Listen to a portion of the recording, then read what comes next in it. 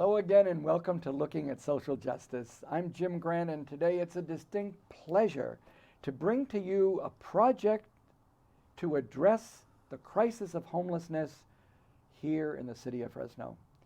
We have two special guests today, Nancy Waidtlow and Gerry. They are social activists. They are advocates for the people who most need to be heard and cared for in our community. They're going to talk about something they've been working on together for a long time now. It's a positive step forward. And let's begin with Nancy Waidtlow. Nancy, tell us just a little bit about yourself and how you ever got involved in this wonderful eco-village. Okay, Jim. We're going to try to do this in a nutshell. Because when I was thinking about it, obviously my whole life kind of led to this, okay? It just, and I am glad, because there was this period of time in my life, okay? I had become a teacher because I needed to support my two kids. And I had been an advocate, I would say. I had walked with Martin Luther King here in 1964. Awesome. Yes, and I had worked, I had worked 9 months at the Sanger Clinic of the United Farm Workers Union and had Cesar Chavez actually come to the home that I had moved to with two other women and their kids. It was a big house down on Fulton Street. And so we had this this meeting, and it was really exciting times.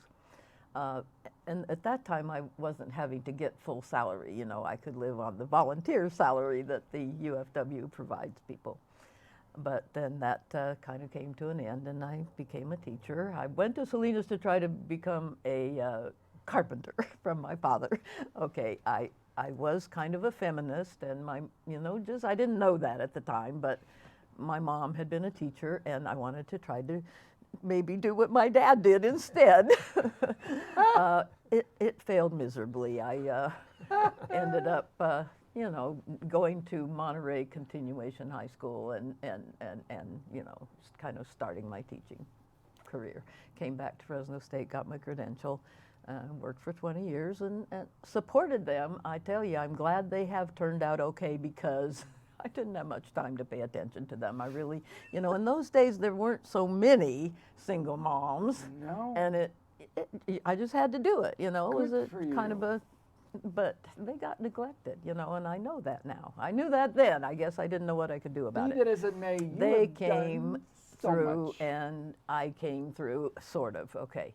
I retired. I helped my mom for a while because she was in her last years, and then I played tennis, and I liked doing that. I had done that just, really minimally earlier in my life, and I went and joined a team and, had a great deal of fun, okay? Then my knees gave out, and I sort of was stuck. I didn't know what I was going to do.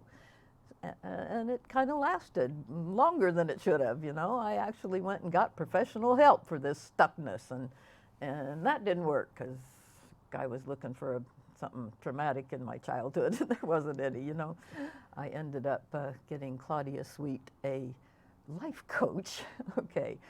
And I don't know, the chronology is kind of mixed up in my mind, but I went to Occupy. I went to Occupy Washington, D.C. Wow. And with good friends, Camille Russell and Bev Fitzpatrick and Ed. Richard Stone. Wow. No, never mind. Oh, okay. Ed. Oh, Ed. Okay. I was in the Raging Grannies. Okay, that was just a wonderful, exciting thing to go and sing on the stage of Occupy Washington, D.C. with the Raging Grannies. And came home and spent some time at the Occupy camp, which was down at Courthouse Park. Yes. And the demolitions of the encampments were going on right at that time. Yep. Mike Rhodes, the writer of the book about Fresno homelessness, Exactly. came and recruited me to go and observe, possibly take pictures. I don't think I did any pictures that I gave to him for his work, but anyway, I observed. And I knew there was homelessness, but I had not seen that. Wow. Okay, that was super impressive to me. And it was hard for me because it was obviously not a good situation for these people. And I got involved with it was out of the UU church. It wasn't officially a UU church thing, but it was a fire brigade. And I went down with Wow. groups and, Yeah. helped people with what they needed in the homeless encampments. But it scared me to death, to tell you the truth, and made me very unhappy, and it was hard to take. So I kind of scouted out the situation and found a really nice encampment by the canal bank down behind the silos on H Street, and got to be friends with those people. Okay, and they got evicted along with everybody else. It was last, but they did. And by this time, I had been going to meetings with Art Dyson and a bunch of other people trying to, talk about what we can do about this homeless situation. And they talked too much, as far as I was concerned. I don't like just meetings and talking, I really like doing stuff. So I thought what they needed is a place to do, put all these ideas into action, and I went and looked for land. And my mom had died and had given me a little bit of money, and I had the money that I had saved from teaching in my IRA or whatever that was called, and I found a piece of land, and the prices happened to be low at that time, or I Good. wouldn't have been able to make it. But I did find, after some false attempts, and I took my ideas to Art Dyson. I think he likes to be called Arthur Dyson. And he said, well, it's too far from any kind of bus service or this or that or the other thing. And when I found this one at first, it was under contract. It was already sold. Ah. But it came back on the market, and I went to see it, and it seemed really good to me. It was close to 2 bus lines. It had kind of faraway neighbors' condos separated by nice fences, and on the other side, the police substation. It was a deep lot. It's 6/10 of an acre, and anyway, I bought it, okay? And then I found out it was gonna take, and it did take 9 months of my son, who went into construction, to make it habitable. It was such a very, very big mess under the veneer of new paint and carpeting. It was owned by the bank, and had been an extended Hmong family. We found lemongrass and coriander growing in the back, and they'd had chickens and stuff. Okay, but anyway, now I kind of am slowing down, but that's the beginning of it. Okay, so we opened in the 2013 in the fall. We got our first person, and then the learning curve started of, what are we doing? How are we going to do it? And, checking, well, before this part of it was checking with the city for zoning compliances and things like that. Okay, and I suppose somebody who really thought that they had to be super concerned about those things wouldn't have continued at that point, but I just wanted to do it, and I did it, and that's my little bit of a rebel streak in me, I think. Well, I can see that it's been fruitful. And now, Gerry, can you tell us just a little about yourself and how you got connected also to this wonderful project of Nancy's? Yeah, well, I'd been an activist for a long time also, but not on homeless issues. But I did get involved with the group that involved Arthur Dyson, talking about trying to do something. And I was one of those people that was just talking and not doing, that Nancy referred to. And then I heard Nancy was opening this place, was buying this place and was going to house homeless people there. And I thought, I want to be part of this. I'm tired of sitting at the table and talking about what should be done. Let's actually do something, right? So I got in touch with Nancy and came and looked at the place. And I said, this is something I can help with. Let's get started. And we did. And so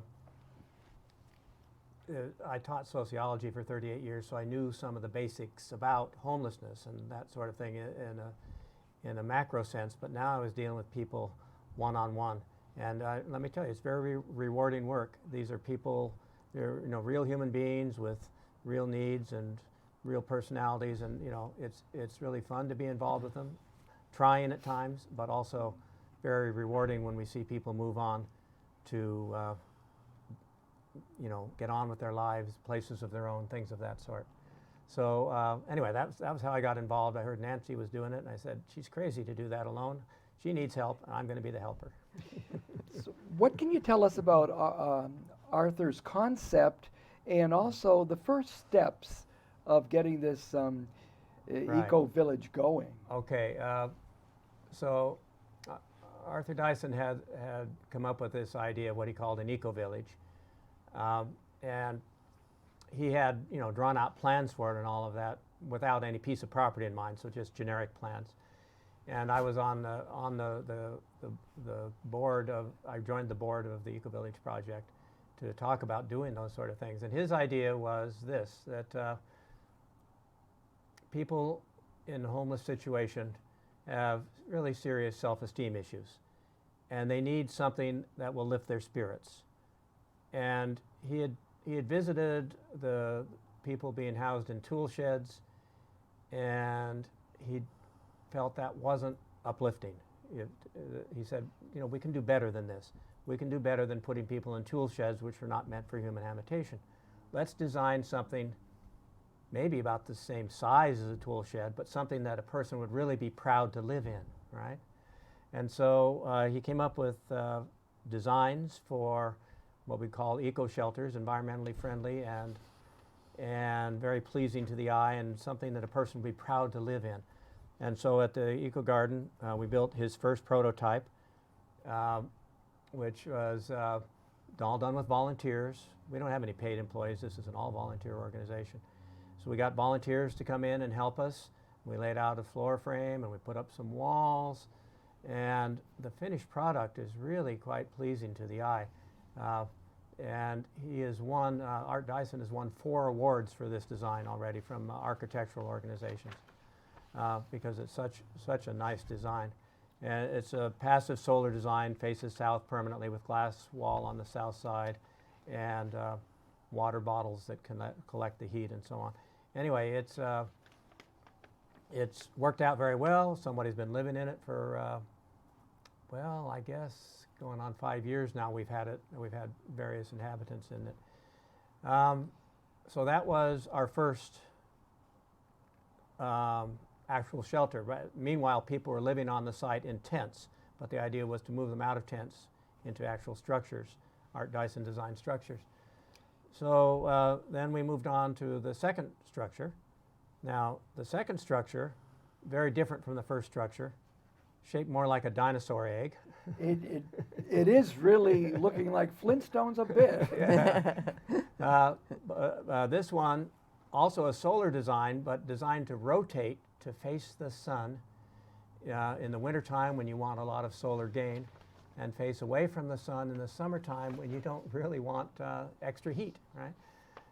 So it's a nice design, also built with volunteers, mostly Fresno State students actually, because we have an agreement with the construction management program at Fresno State University, and they provide us with a lot of volunteers every semester who need to get, they're supposed to do volunteer time with a nonprofit organization and get construction experience. Well, what we're doing fits exactly what they need. And they've been wonderful, and so every semester we get a couple of hundred volunteer hours from Fresno State construction management students. And so they pretty much built that second structure and made a lot of other improvements on the property as well. You're going to tell about how the funding and the new name. Yes, well, I should mention that Yeah, you should. After we built the first structure, we needed money to build a second one, and it's just donations that fund us. And the Temple Beth Israel said that we'll fund one, and so they funded the one that we call we were calling it the rotating egg until we have the proper name. But they said, we funded it, we want to name it, so they named it Sukkot Shalom, which means House of Peace. Nice. And Yeah. so that's become the official name, and we're going to put a plaque on it saying that. We haven't done that yet, but we're going to do that because they put up the money to build this thing. And it turned out very nice. The interior is really beautiful, and it has a solar chimney on the top, as does the first structure, which is a natural cooling method. What that involves, the air in the chimney gets hot and goes out, creates a bit of a vacuum at the highest point in the room, draws the hottest air out of the room, and then cool air comes in through an earth tube that is passing underground. And so that's part of Arthur Dyson's idea of environmentally friendly structures. Now, I should point out these are really just bedrooms that we're building, just like the tool sheds that he said we can do better than tool sheds, because all the services are in the main house.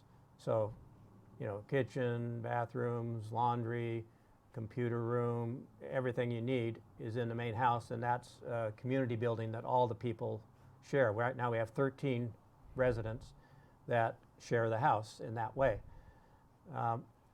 But because we have so many people, we've added an outdoor kitchen built by Fresno State students, and we have an outdoor bathroom built by Fresno State students, and we have an outside laundry area and so on, outside shower, all of those things. But there's 13 people, is a lot of people. We've been open for 6 years now, and we've had 79 people come through our facility. The 13 are still there, which means 66 have moved on to, most of them, not 100%, but most of them move on to something positive, a place of their own, a job, whatever it was they needed to do to get their life in order. We're transitional housing. We help them get their life in order during that sort of time frame. And then they're expected to move on. In fact, when they come in, they're required to have a plan that says they'll be able to get their lives on track within a year. So in writing, they write out what I'm going to do during this year. Wow. To get out there on my own.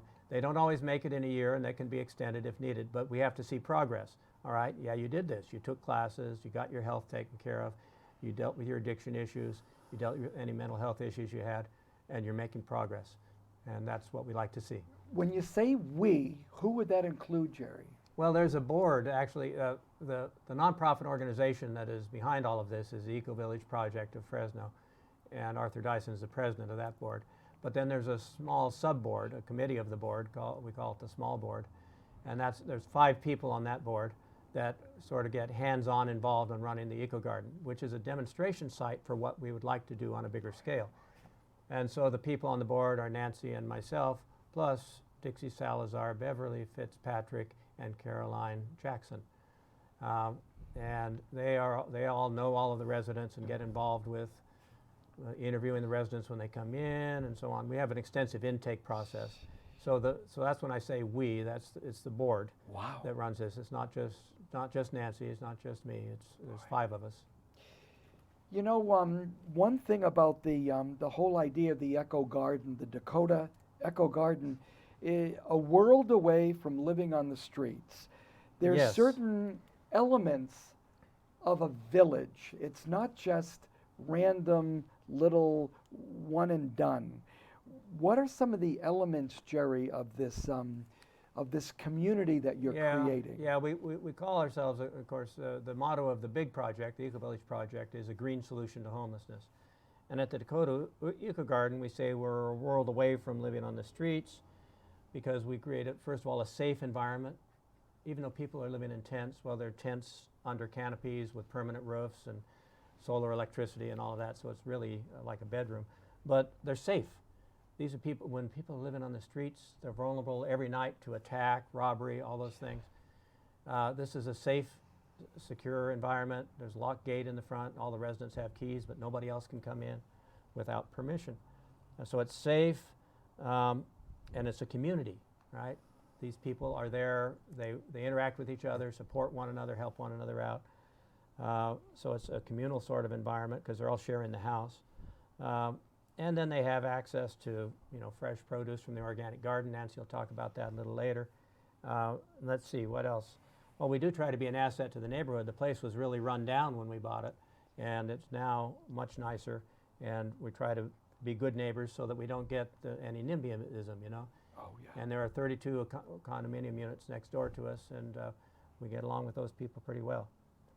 And then there are the green principles that we employ: solar power, 12-volt solar power in the tents, but the big house is powered by solar.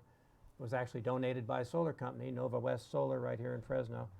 Donated the labor and the materials. We've got a big organic garden out in back that Nancy will talk about when she does the composting. And we're just careful in how we use resources. We use gray water to water some of the landscaping. We collect rainwater to water the vegetable garden and so on. And we even have a bicycle parking area, and a lot of our residents use bicycles as a means of getting around. Plus, we are, as Nancy mentioned, close to 2 bus lines. So we're trying to make sure that we employ environmental principles while treating people like human beings. And, you know, it's such a world of difference from being on the streets.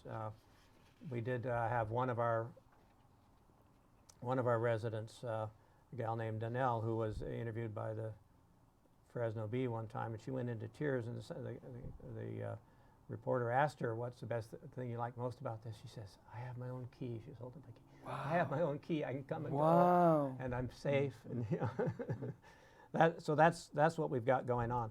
Now, unfortunately, it's small. We only can take 13 people at a time, you know, but it's very low budget. We do run this on about $25,000 a year to take care of 13 people. It comes out to about $150 per month per person. And this is a pittance compared to what, you know, the city or the county pay on shelters and so on. They spend millions to do what we're doing for much, much less. But of course, it's all volunteer. That makes it makes it a lot easier to do it that way. And we're, you know, Nancy's idea in part was to be a demonstration project to show this can be done without millions of dollars being required. This is a low budget operation, just completely financed by donations. We don't have any government money. And it's, Wow. Well, we don't have to raise that much either. And it's kind of fun. It on top of all sounds that. like it. It's amazing with what's going on with the thought that there could be millions of dollars coming to address homelessness. Yeah. What you do with 25,000 yearly, if that were replicated, how much good could be done? Yeah, and we believe it could be replicated. Could be. Yeah.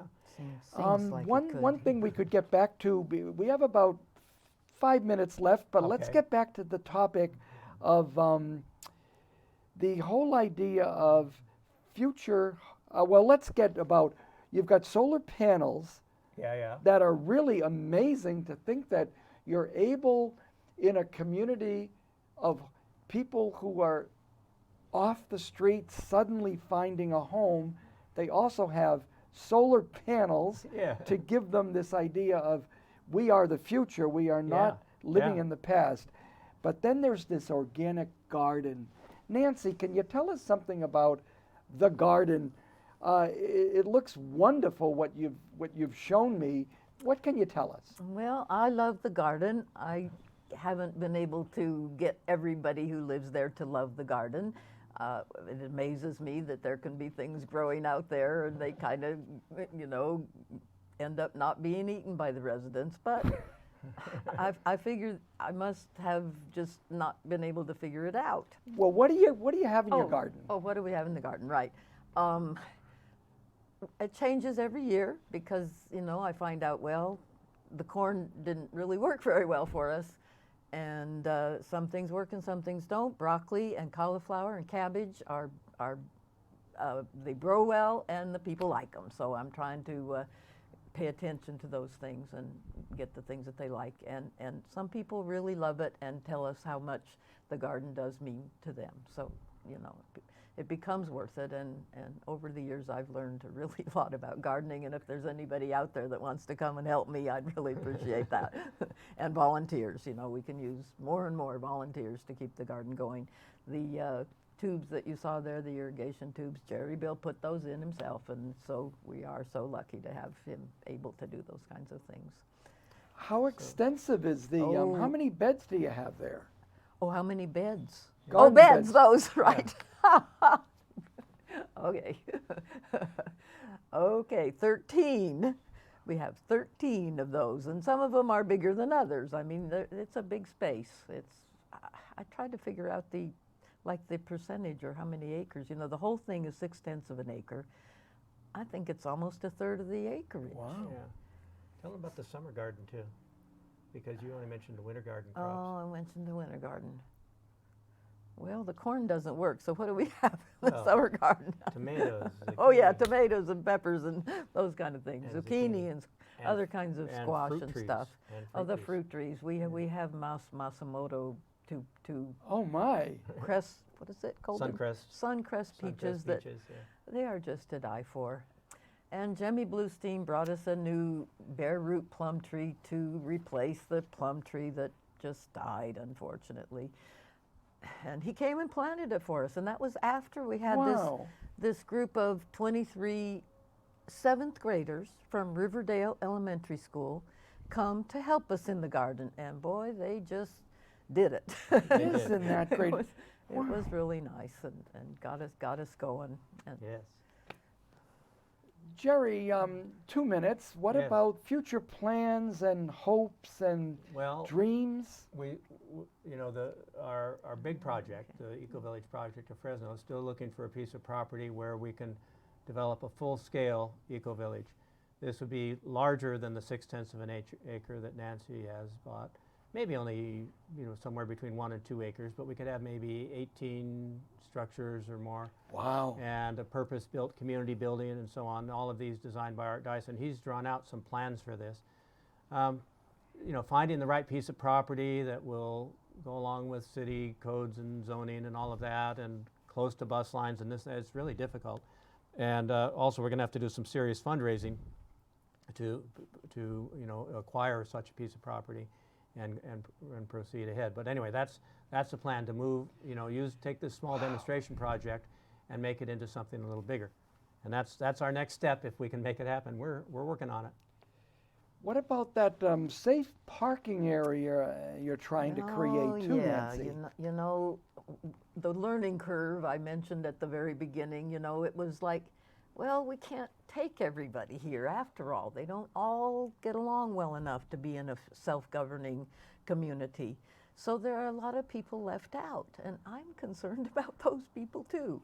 And Mike Rhodes coined the phrase, I think, or maybe it was already out there, I'm sure it was, but he says safe and legal campgrounds, okay? Yeah. And parking lot, okay, right next door to the Eco Garden is the example par excellence of the great big parking lot that homeless people are sneaking into. Yes, just yesterday, so the neighbors hollered at them to get out of there, and they didn't, and the cops came and took care of it, okay? But that's not the way, that didn't help the homeless people at all, okay? There should be a place where everybody could be safe.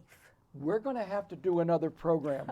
We're going to bring Arthur Dyson to talk about some of his schemes, and we'll talk with you again about future hopes for this wonderful eco village. Thank you for being here today. God bless. Don't give up on the homeless.